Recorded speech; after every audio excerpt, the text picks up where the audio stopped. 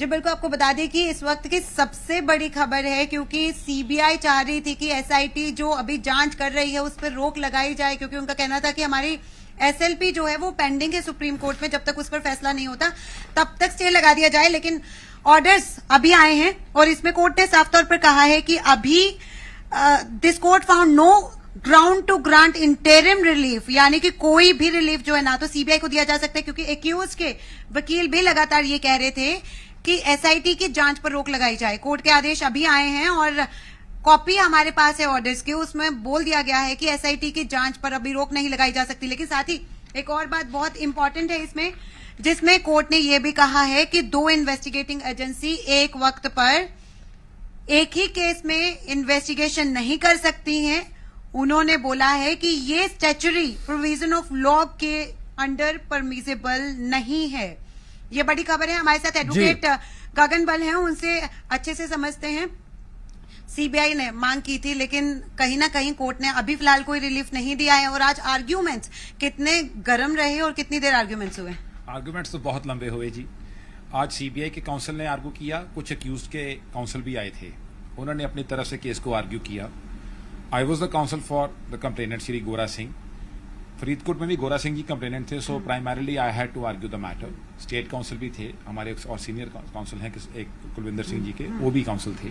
But I argued from my perspective for a long time on the basis that the CBI's application is infirm and illegal. Why?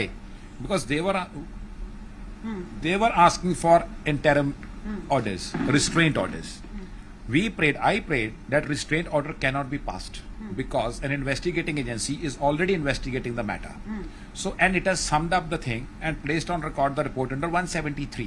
And once when the report has been preferred under 173 before the court of competent jurisdiction at Faridkot, so it is within the domain of that learned court to pass orders when it's a court of the learned JMIC. गगन बल जी, लेकिन आपने ये भी जरूर कहा कि SLP जो उन्होंने फाइल की है उसका स्टेटस बताएं और क्यों नहीं अर्जेंट वहां पे हियरिंग करवा रहे। The application which was preferred is a 3-4 page application.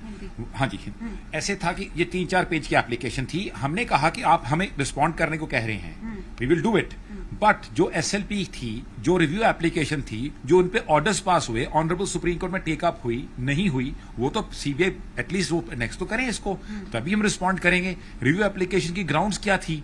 अब अज्यूमिंगली वो कह रहे थे, हमने ये आर्ग्यू किया मैंने कि ऑनरेबल सुप्रीम कोर्ट में रिव्यू एप्लीकेशन पेंडिंग है, एसएलपी उनके डिसमिस हो चुकी है, and if that is there and if that has been passed, if that is pending in the honorable Supreme Court, only the registry number or diary number has been given by the SLP, by the CBI in the court.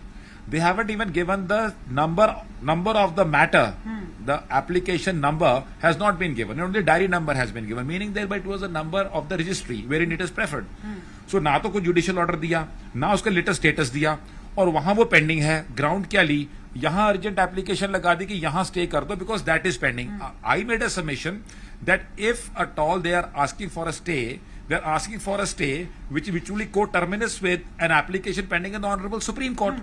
And the Honorable Supreme Court, whether it has passed an order restraining or not, or whether it is yet to pass an order, how can the court at Mohali pass an order on an application pending in the Honorable Supreme Court, on which the Honorable Supreme Court as per this has not passed any order? और एक अहम बात आपको बता दूं कि इसमें क्योंकि हियरिंग काफी टाइम से चल रही है और इन्वेस्टिगेशन कब से चल रही है, कोर्ट ने आज ये तक कहा है कि 4 से 5 साल हो गए हैं इस मामले को चलते हुए, लेकिन अब तक कोई फैसला क्यों नहीं हुआ। तो जिसको लेकर कोर्ट ने ये भी कहा है कि क्लोजर रिपोर्ट जो सीबीआई ने दाखिल की थी उस पर भी जल्द से जल्द सुनवाइयां की जाएंगी, ये भी कोर्ट ने बोला है। तो कह सकते हैं कि आज की जो सुनवाई है काफी ज्यादा अहम रही है।